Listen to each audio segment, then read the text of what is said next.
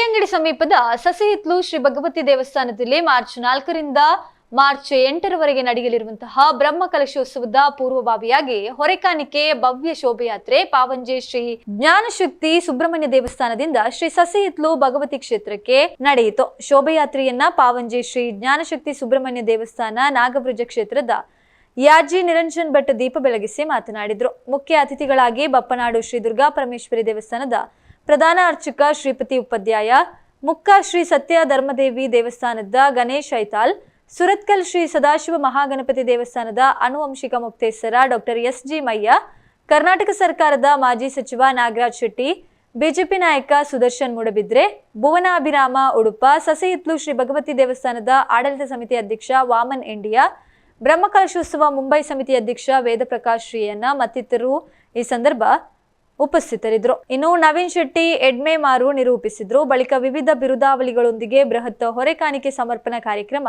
ಮಧ್ಯಾಹ್ನ 12:30ರಿಂದ ಕ್ಷೇತ್ರದಲ್ಲಿ ಮಹಾ ಅನ್ನ ಸಂತರ್ಪಣೆ, ಸಂಜೆ 4:15 ಗಂಟೆಗೆ ವಾಸ್ತು ಪೂಜೆ, ವಾಸ್ತು ಬಲಿ, ಪ್ರಸಾದ ಶುದ್ಧಿ, ವಾಸ್ತು ಹೋಮ, ರಕ್ಷೋಗ್ನ ಹೋಮ ಹಾಗೂ ಕದಿಕೆ ಭಂಡಾರ ಮಂದಿರದಿಂದ ಭಂಡಾರ ಆಗಮನ ಕಾರ್ಯಕ್ರಮ ನಡೆದಿದೆ.